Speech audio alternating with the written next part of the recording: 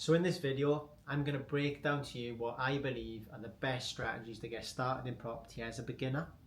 So the first thing that you're going to need to do is you need to get educated, may it be with courses or mentorship.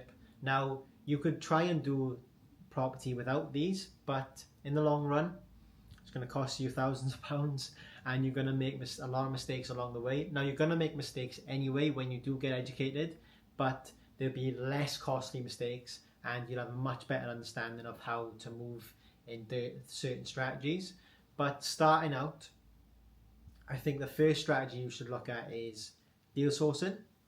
So deal sourcing is where you will find a deal, package it up, pass it on to an investor, where you'll then get paid a finder's fee or sourcing fee.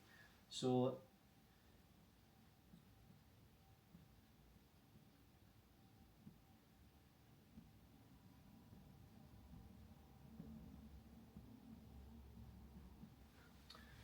with this strategy, it's going to cost you £300-400 to get compliant.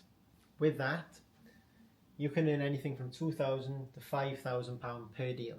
Now, deal sourcing is something that I've integrated into my business, where initially I was just buying properties, doing them up, buy refurbish, refinance or flipping, and with that I was coming across great deals but didn't find or have the funds to buy them myself. So when I got educated and understood how to do deal sourcing, it changed my life, because I was now earning anything from £3,000, £5,000, £8,000 per deal, and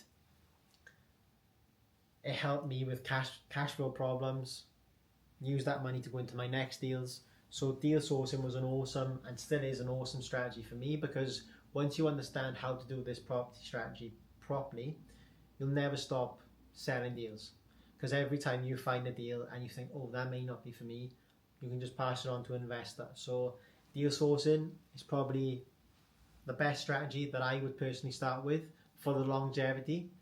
And the next strategy that I would look at is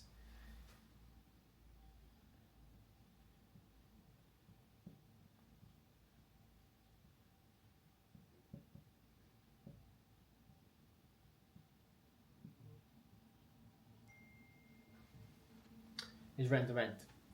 So is rent to rent a property strategy or a business opportunity? I don't know, but I've done rent to rent, and initially I used to say no to rent to rent. I didn't used to like the model, etc. But once I actually done the strategy and understood how things work properly, great for cash flow.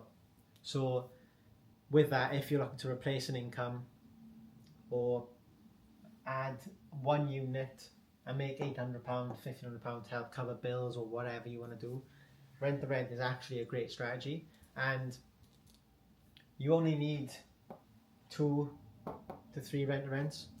You can make anything from £2,000 to £3,000 a month. Now, rent to rent is where you need to understand location, where to find the right deals or where to get the best deals, and how to speak to landlords and estate agents. But once you can negotiate the correct rent, you can then re-rent the property using platforms like Airbnb, Booking.com. You can even use an exit strategy of HMOs, so houses of multiple occupancy, where instead of nightly rates, renting the house out or flat out on a nightly rate, you'll then be renting the property out room by room. So again, that's another strategy off the back of rent to rent that you can use, which will again make you anything from £800 to £1,500 a month. So these are the 2 strategies that I would focus on when you're a beginner, so starting out. But again, as you move through and get educated and understand how these work, you can then move into BRRRs, flips, HMO deals, flat conversions, that sort of thing.